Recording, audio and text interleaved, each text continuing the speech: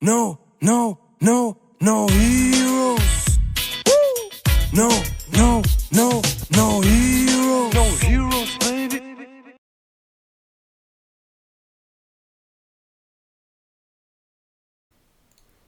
Hello everybody, welcome to week 7 of the German NCL. We have a very interesting matchup. We have Justin on Lucci against Paul on his Rosinante. And yeah, Rosinante is not a leader that you see every day. To those unfamiliar with this effect, this leader is actually a blocker. So yeah, you can use him as you would with any blocker, redirecting attacks to himself.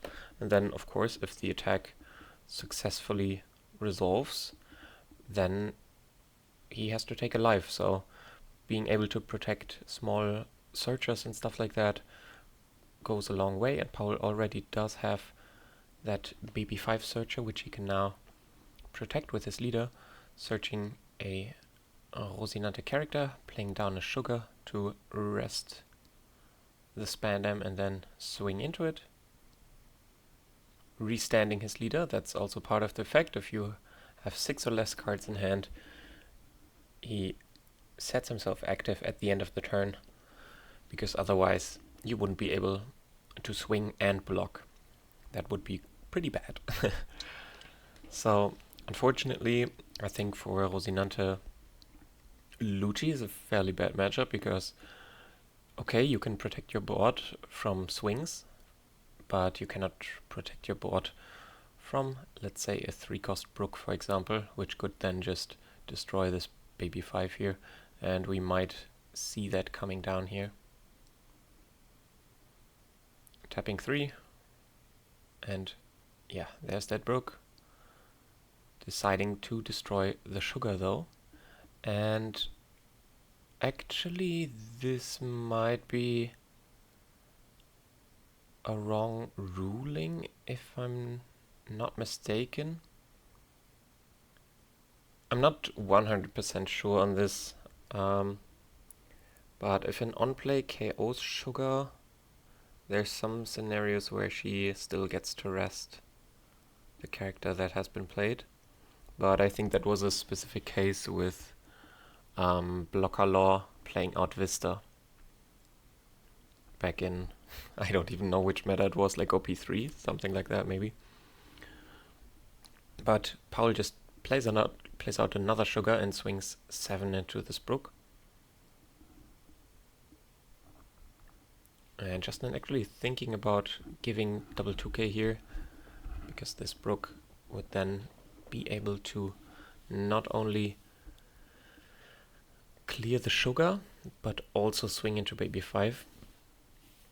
That being said, a point where Rosinante's leadability comes in really clutch is when you are facing 4k attacks, because then you actually get to free block with your leader, which is obviously very strong. Usually the downside of blocking, like of using free blocks, like where you don't have to invest any additional cards, is that afterwards the character is rested and can be attacked into, but obviously your leader can be attacked into at all times anyways, so a free block is even more valuable, so to say. So Justin just going with a 6k into baby 5 here, and unfortunately Paul was not able to restand his leader because he had too many cards in hand, and Justin follows up with a 2k Who's Who has to trash 1 card from hand to KO a 3-cost or less, so sugar leaving the board once again. And I'm curious to see how Paul's top end is going to look like. We can assume that there is going to be a 10-cost Doflamingo for sure. But other than that, I'm not really too certain how a Don Quixote Rosinante decklist looks like. He does play the new 5-drop Dofi blocker that can restand itself at the end of the turn if you have, I think, 2 or more rested characters.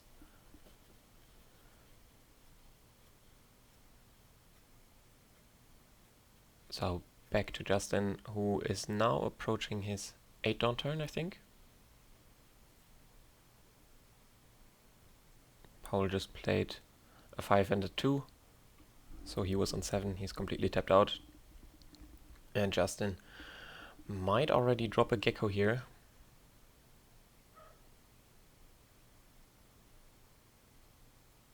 But no, just starting off with a one-cost event, which is the Tempest Kick, drawing a card and then reducing probably the 5-drop Dofi to 2-cost, and then this looks like a jack coming down, and it is.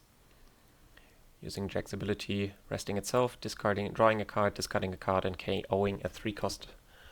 And that leaves the Lucci leader free to swing into life, which Paul then counters out of. He counters out of the Who's Who swing, who also came in for 5.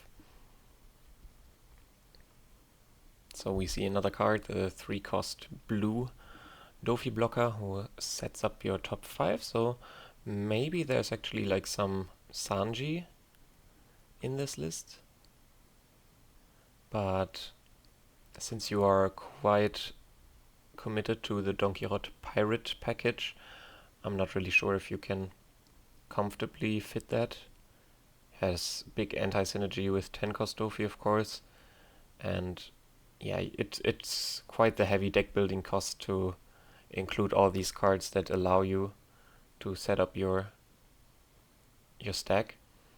But we do see a red rock coming down onto the jack in combination with an 8k swing into Who's who swiftly both left the board. Paul on enough cards to restand his leader, which is not very relevant in this spot because there's simply no rested cards to attack into anyways. Paul at 5 or 6 cards in hand, not quite sure. And Justin is at 6 cards in hand, still sitting at 4 life though, so virtually a 2-card advantage for Justin in this spot. Both players don't really have a board. I mean, this blocker Rosie is of course relevant, but a lot of the times, since Lucci's strongest plays involve removal, like it won't matter if this Rosie is on the board because Justin's strongest like development play is still going to remove something anyways. Like imagine he wants to just play a 4-drop Lucci and a Sabo, then they would have the same effect if the Rosinante was on board or not. But we could very well just see a Gecko come down here. Paul already going down to 1 life. And this whole blocker ability on your leader and the 6 cards or less to restand is then kind of counterintuitive with running something like 8-cost kit, right? Because usually with 8-cost kit you want to build a really big hand to then start protecting him once he comes down. But unfortunately the leader text sort of limits Rosinante in that way. Which was definitely not necessary. Like, I think the leader could just unconditionally restand at the end of the turn and it would still be very fine. Starting off with a 6k into the brook, very likely, getting a Rebecca block, and that's actually an 8-cost kit coming down with the PRB artwork, attaching 1 Don to him, and restanding that leader.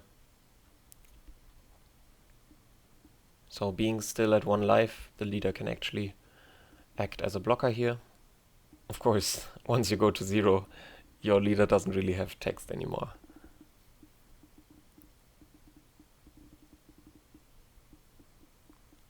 I guess there's like some cases. Do any of the blue Dressrosa cards require you to tap your leader? I think they do, but most of them say that your leader has to be Dressrosa in addition to the rest condition. So Justin with a grip of 6 or 7 cards, a brook on the board, should be able to chew through this 8-cost kit without much issue.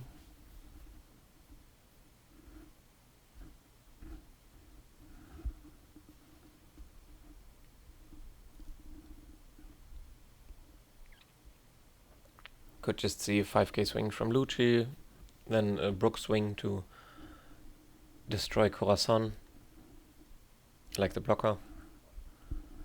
And then we are free to invest our remaining resources into dealing with the 8-cost kit.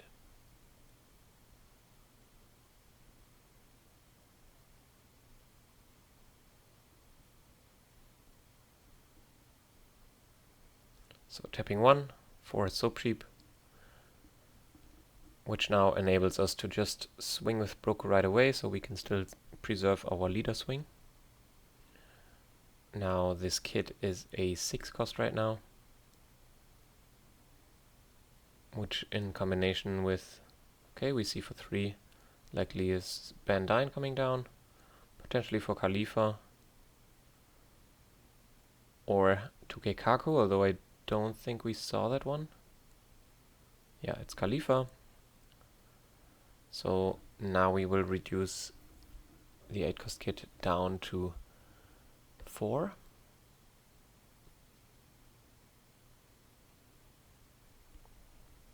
And now tapping. Ah, no, okay. He was already down to 3 because the Brook, when attacking, removed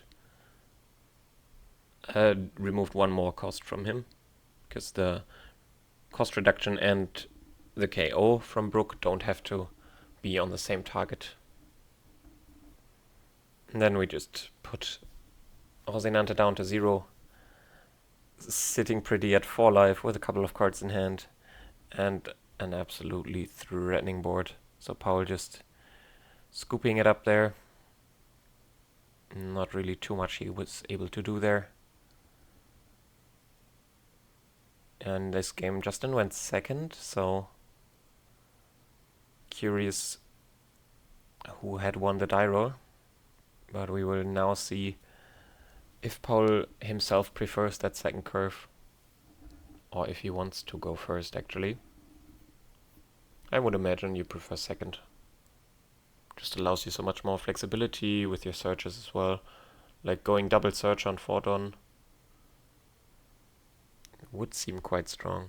I think that's sort of the way Rosinante wins, right? Just, yeah, but this that you don't restand if you have too many cards in hand is like so weird.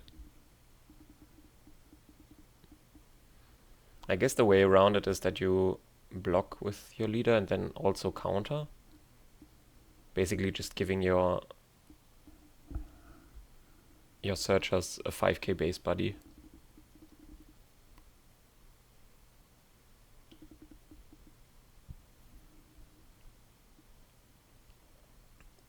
Paul flexing.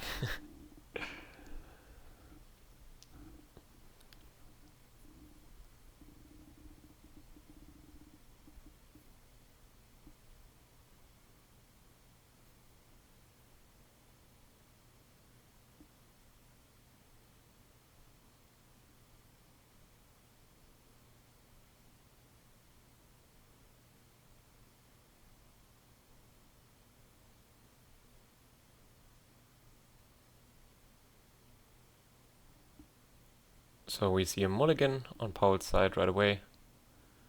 Shout out to those Corazon sleeves, really pretty. Justin also looking for something better.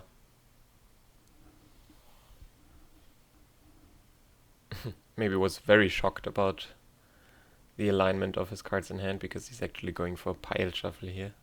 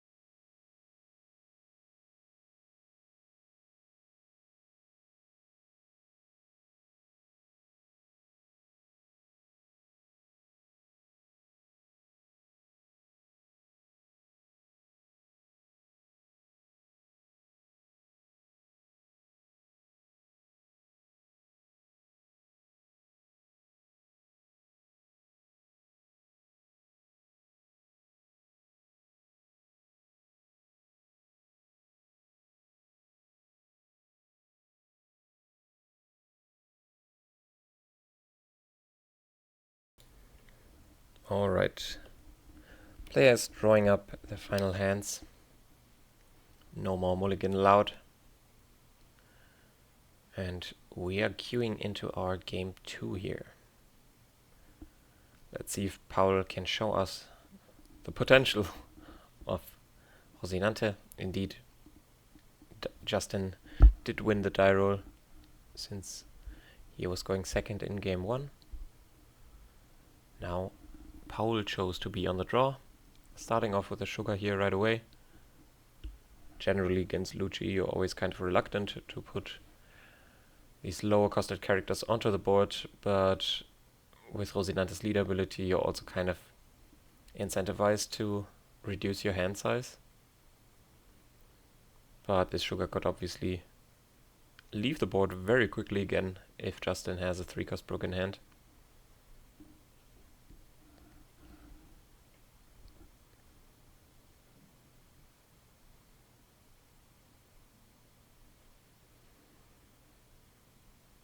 But stalling his decision, so quite possible that there's no rook coming down here. Also just tapping his Don before playing. So what is this 3 Don play then? Just dropping a Spandine to force the activation of sugar, and then swinging into the sugar, which then provokes the block from Paul. So okay, interesting.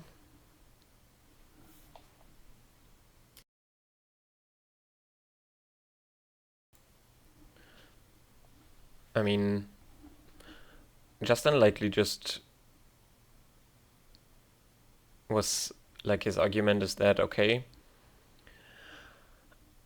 either your leader is going to swing into this Spandine, which then he acts as a blocker, or you're going to ignore the Spandine, and then next turn, after I play something, your sugar will be rested. I can swing 2 into the sugar, which you will block with your leader, and then I can swing with my leader into sugar, eventually removing her from the field.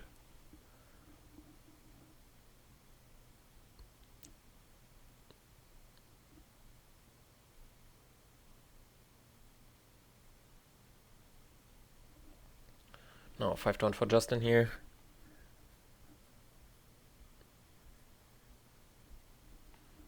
Could see a 5-cost Kako come down here. We saw that Justin does have that in his list.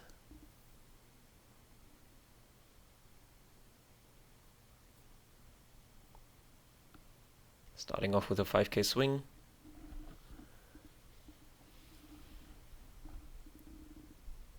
And milling a Lucci always feels really good.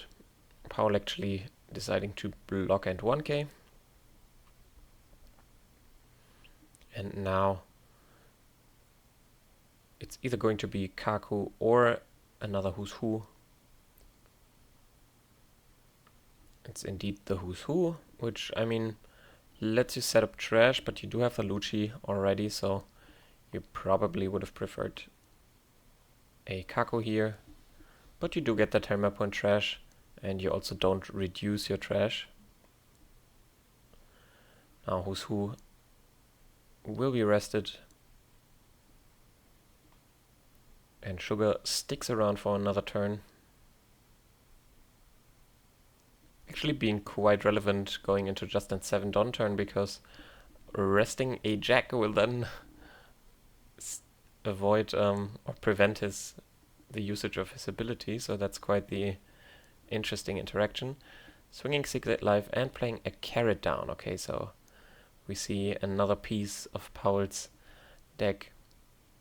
I mean, carrot is just a phenomenal card in itself, right?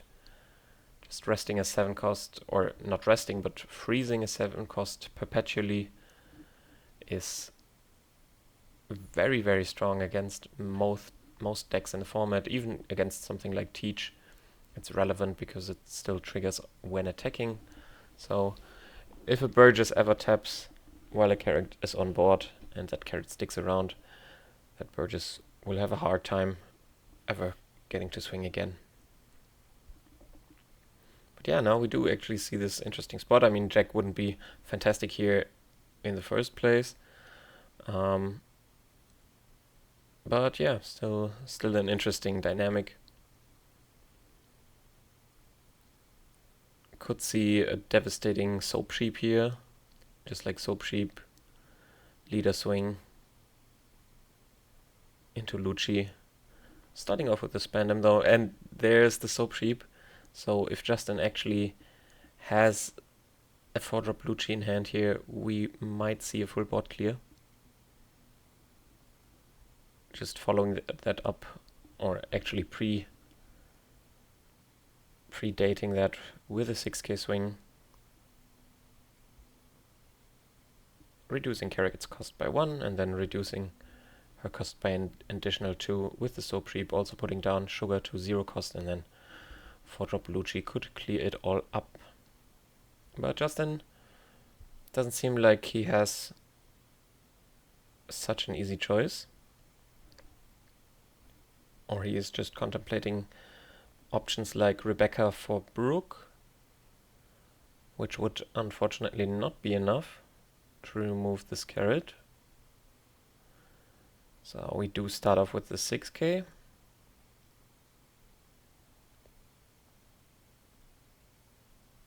We will see if this is targeted at leader or Sugar. Just targeting leader. Now Soap Sheep coming down. And a Spandine for Lucci. So Justin keeping up that 1 Dawn, so potentially aiming to play another Spandam here. Otherwise he could have also made it 7k, but potentially he would have actually liked Paul to give him a 2k there in anticipation of another 8-cost kit coming down in the future. And just reducing Paul's options. So Paul starting off with a 6k, leaving himself with 8 Dawn.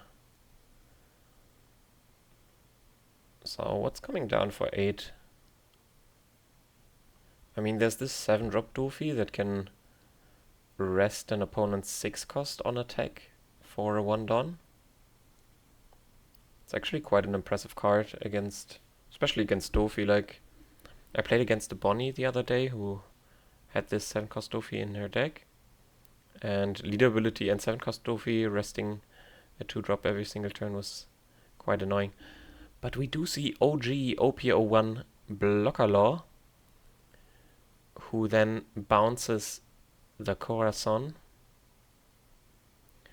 So allowing us to effectively cheat 1 Dawn here, which was then utilized to do a 6k swing instead of a 5k swing.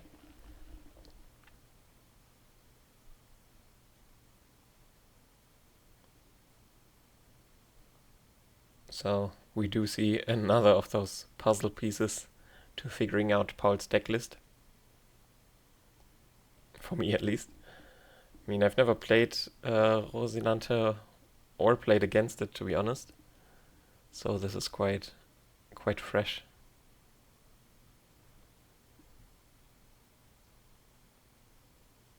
Oh, actually, yeah, I also fumbled a bit. Paul, after his attached Dawn, only had 7 Dawn left, right? Because he's on the draw this game.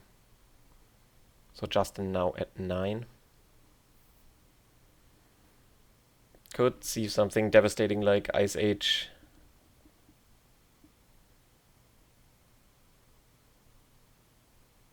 Into Gecko. It's Zuru, okay. So potentially no full board clear. Zuru into Jack, okay. So overplaying the Zuru right away, so getting that reduction into trash, although we do already have her Mepo. Just removing the law and now going for a 5, 6, 6.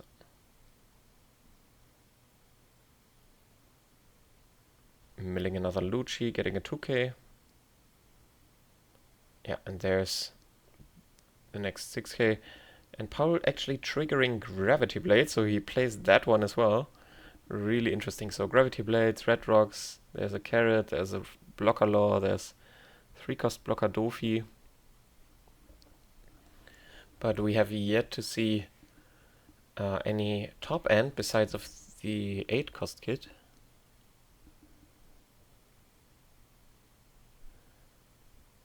Curious to see if we will maybe see a 10-drop coming down here. It would be strong. Justin doesn't have that many cards in hand. No, it's just another 8-cost kit. Playing down a Rosinante, so now we do have a similar spot to last game, but I think this is looking quite a lot better than it did last game for Paul. He didn't have the additional 3-cost Dofi on board, and Justin also had a Brook and a Gecko instead of this Jack. And Justin also had a couple more cards in hand, but so did Paul, to be fair.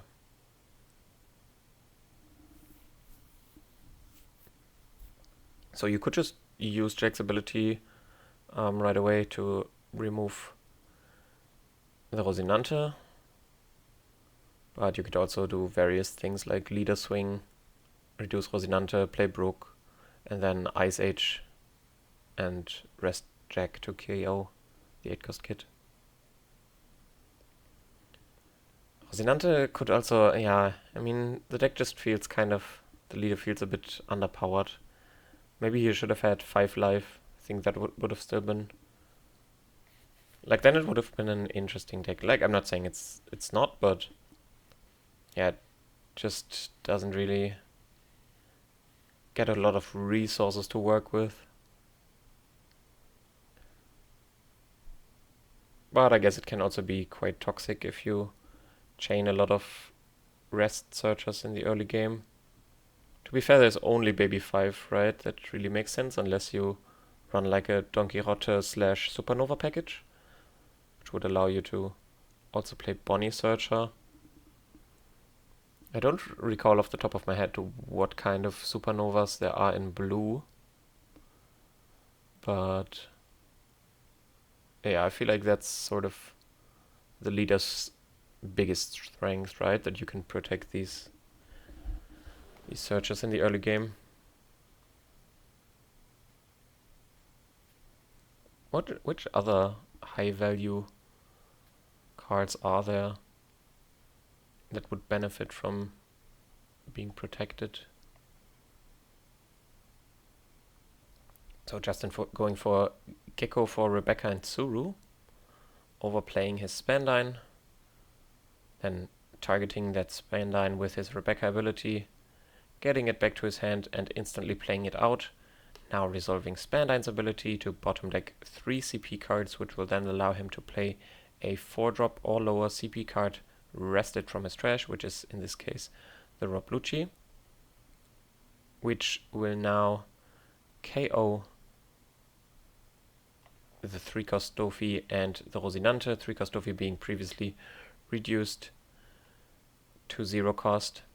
And then we just see an 8k swing and a 5k swing just to refill our trash with lead ability. Actually 10k swing into the 8-cost kit, which was then blocked by by Rosinante's leader ability. So now Powell down to 0 life, but he managed to stick his 8-drop on the board. But this is quite an intimidating board to face down. Justin only 3 cards in hand, but the Rebecca, like, just countering this, even taking it, and then you're gonna block whatever the kid is going to swing at.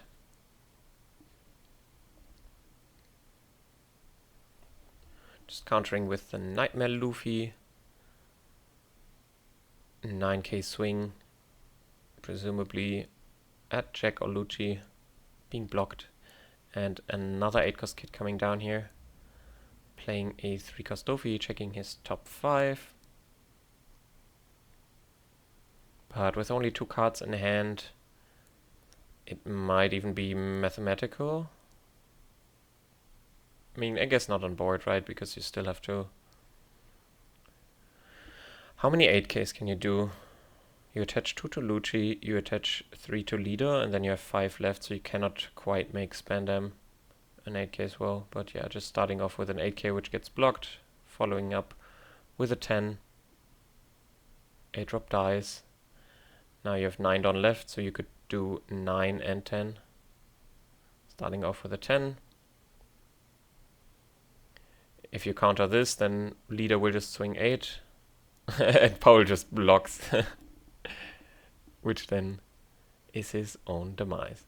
He did have some counter, but only able to use 3k counter, which would then put him at 0 cards in hand. So yeah, seems like a very bad matchup for Rosinante, and not too much Paul could do. But cool to see a leader like this, and yeah, thanks for watching, guys. See you next time.